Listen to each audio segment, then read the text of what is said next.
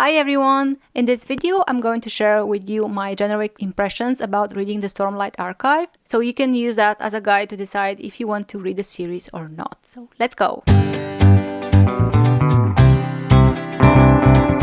The Stormlight Archive is an epic fantasy tale written by Brandon Sanderson, and until now there are 5 books in the series and there are 5 more planned to be written in the future. But it is considered that these 5 books are kind of the end of the first arc, and then the other 5 will be another arc. I started reading Stormlight last year, so maybe like in summer last year. I thought it's a great time to start them because the 5th book was coming and I just wanted to be part of the conversation. I wanted to read epic fantasy and I had kind of high expectation. I mean, I try to keep my expectation moderate, but you know, you hear about Brandon Sanderson and you hear about the Stormlight a lot, so it's inevitable to have some expectations, right? So in general, I love the Stormlight Archive, but there were certain things in it that didn't quite work for me. So I don't know if I have to rate it. Maybe if like the 5 books.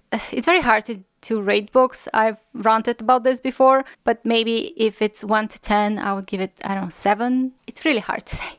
I just feel like we haven't seen the entire story. Like maybe when we have the final 5 books, we can really appreciate the entire vision of this world and those characters. So it's very hard right now to judge this book or compare it to other series that are finished. But if you're wondering if you should read it or not, I think you should at least give it a try. I think everybody should give it a try. And if you like Way of Kings, then you'll probably like the rest of it. If you don't like Way of Kings, if you cannot go through it, if you find it slow or anything like that, then just don't force yourself. So I'll give you some quick impressions about each book and tell you how much I liked each book. So Way of Kings is one of my favorites. It has a very strong beginning, then it kind of slows down. It's a bit a slow book, I think. There is not a very strong sense of urgency. Things are developing slowly, the world is opening up slowly, but we have some great characters. We have Kaladin and Dalinar and Shallan, who each of them have their own storyline. They have like a separate storylines, and those storylines will slowly in time come together, but at the beginning we kind of have separate storylines. And I think in that first book, Kaladin's journey, his struggles were the most compelling ones, but then compared to Dalinar and his struggles, it made like a very compelling book. And Shallan was quite unique and interesting character, and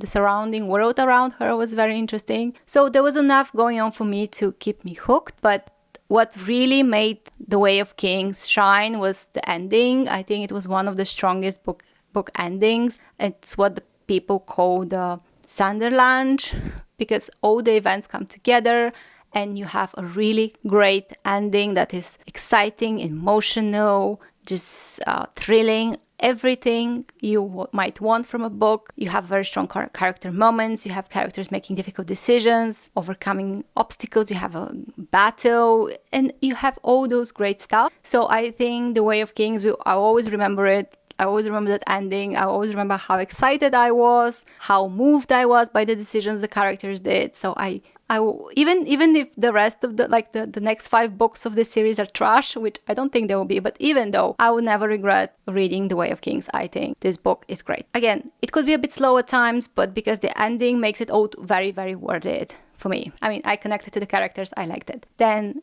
Words of Radiance has even more action. It's even more interesting. It has some very cool moments. Characters starting to get together. Their storylines kind of mix and intertwine. Again, you have a very interesting character arcs. You have a very, very epic finale. Things are changing in this world. So I think Words of Radiance, it's a really cool book. I had so much fun with it. I was reading it in the middle of the night. I always remember reading Words of Radiance in the middle of the night, and I had so much fun with it. Really loved that book. So again, I would never regret reading those books, no matter how much it might disappoint me later, the ending. I don't know. I hope not. But even if the ending is bad, I still like this. I mean, Game of Thrones, how the series started very well, but towards the end was not very good. And since then, I'm always like questioning, shall I start a series without knowing how it ends? But I felt like the ending is not all that the story is. Of course, an ending can ruin the story, but sometimes stories just have so much in them that they're worth reading no matter how they end. Like the emotions they bring you. Like I still like the Game of Thrones. I still think it had some really great characters, really great and memorable scenes. So even the ending was a bit disappointing. I'm not regretting watching this. So yeah, I've decided that I want to give more stories a chance without feeling afraid of being let down, because it can happen. So yeah, I think Way of Kings, Words of Radiance really are some of my favorite books I've read recently, and I really enjoyed them. Then Oathbringer, things started to shift a bit because there were certain things set up in Words of Radiance that I was anticipating, and that kind of didn't play out in the way I thought they would. Daliner's arc was very good in Oathbringer, but I felt like the other characters kind of started to, I don't know, to be stuck a little bit. There was certain things that didn't work for me. But during that book, I kind of realized what direction Brandon is going. I started to realize that the tone and the vibe of the books are not exactly the type of fantasy I was used to, that he's going with a little bit different vibe. So this book was kind of adjusting my expectations and what I expected, but I still liked it. I still think it was really cool. The ending was super epic again. And then Rhythm of War, I also enjoyed a lot, even though Shallan's storyline in that book was less interesting. I started to lose a little bit my interest in her arc, but I still enjoyed the rest of the book. We learn more about other characters. Again, Kaladin had a very great arc. I love this character. There's this other character, Zed, that I also very much like. He was not very much in that book, but the point is there was a lot of characters I liked. So we learned about other characters in Rhythm of War, and I really enjoyed Rhythm of War. I think the core story was very interesting and fun for me to read. Even though the side stories were less interesting, I think the main story was interesting, and I really had fun with it. I really had fun. Like at the beginning of the book, I was struggling a bit to get into it, but once the action picked up, it was really cool. Then Wind and Truth kind of exhausted me because Wind and Truth is such a big book. Maybe you see it here. It's enormous, and it had a lot of exposition, a lot of world building, a lot of plot lines, a lot of things happening. The pacing was all over the place. So I think Wind and Truth was not my favorite of the series. There were some good moments, but it felt too convoluted and too exhausting, and it was a tiny bit disappointing because you expect so much from this book, and maybe that's the problem, because Wind and Truth doesn't feel like the end of of an arc. It feels like a filler middle part. Maybe when the next book comes out and in the context of everything, maybe we'll appreciate Wind and Truth differently. I don't know. But yeah, that was my experience. So it goes like up and then a little bit down, that kind of arc. And I was not entirely satisfied with Daliner's arc, just my personal preference. I kind of felt like I wanted it to be a bit more complex, maybe. So I feel like the story kind of failed to be on the level of other things I like, but I still really love it, and I'm really emotionally attached to some of the characters, like Kaladin and Zed, and I do like Shallan, even though her story is not so interesting, but as a character, I like Navani, I like Dalinar, I like Adolin, I like all those characters, and sometimes I feel like the plot is interesting, the twists are interesting, the world is interesting, the characters, but maybe the way the story is told is not always my favorite, and the things that Brandon decides to focus on are not always the things I'm most interesting to see. I don't know how to explain it. You have character goes from A to B, and you can tell that journey in 10 million ways, and you can maybe focus on him eating his dinner, or you can focus on him having thoughts about his past. You can focus on different things, and sometimes I want to focus more on character interactions. I want to focus more on certain moments, and Brandon kind of skips them and goes to other stuff. It at times, like, my interest in the story and his interest in the story is different, and so I felt like there was some promises that were not delivered, some things that were hinted but not delivered. But those are small things, because in such a big world, in such a big story, there's a lot of things that are hinted, and I feel like not all of them can be equally well delivered. But when Brandon delivers, when he nails it, he really nails it. Like, there are some scenes, some moments that he really nails it that are really cool. And his writing style is a bit more simplistic, very optimistic, even though of course there's darker undertones, the world is dangerous and stuff like that. I feel like the book is generally more optimistic and more positive. There's something more positive about it. I don't know how to explain it. It's not grimdark. People are not bastards backstabbing each other, It's more positive vibe, which is maybe why it sometimes has this feel like a Marvel superhero movie. Sometimes it has that feeling. Other times it goes back to being more like a classic fantasy. Sometimes it's more like character driven, more reflective.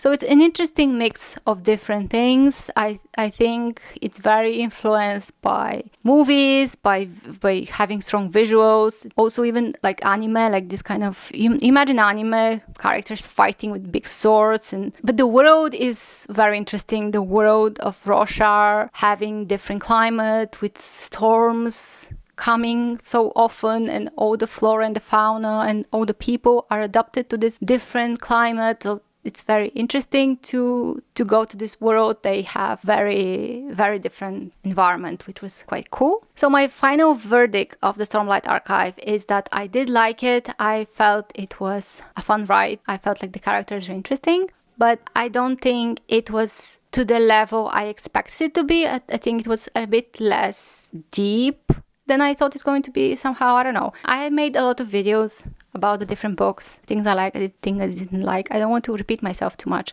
but I just wanted to make like one final video, like concluding my Stormlight journey. And I feel like the book was not as layered and deep and emotional and strong as I might have liked it, because it just chose to be more approachable. That's the right word. It's more approachable.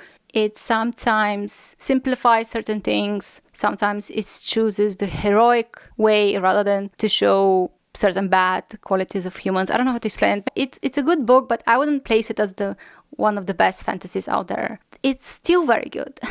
It's hard to say. I think it's hard to judge it again, because it's not finished, it's not complete. So I think this book is a very good entry point into fantasy. But I think if you are a more experienced fantasy reader, you might kind of find it lacking in certain areas, in certain things. It really depends on your preferences, but I enjoyed it for what it is, and I don't regret deciding to read it. Even though Wind and Truth was going on my nerves sometimes, being too long and stuff, I still quite enjoyed my experience with the Stormlight Archive. And I just accept the fact that I don't like everything about it, and that's okay. I just have my favorite moments, and I think things that I find annoying or boring, they kind of fade away in time, and what remains with me is the cool moments, like my favorite parts, my favorite moments. I wished it to be a little bit better. I kind of wished it to be a bit more complex. It's very strange to say I want the Stormlight to be more complex, because it's already so complex. I mean, the world building, the characters, everything is very, very complex. And yet there is something simplistic about it. If you have read the book, maybe you understand what I mean. That is not necessarily a bad thing. No, all books have to be super serious or super grim. Some books can be more uplifting, and that's okay. It had some cool adventures. It really had some cool moments, and I really like some of the characters. So I'm looking forward to the next couple of books. I really want to know what's gonna happen next. And that's it. That is this video. I don't want to be too long. Just my general impressions. And now after finishing this, I really curious to read Mistborn, and I feel like maybe I will like Mistborn more, because it seems it has the same strengths as Stormlight, but it's shorter, so that means that probably it doesn't have all those weaknesses I find in Stormlight sometimes.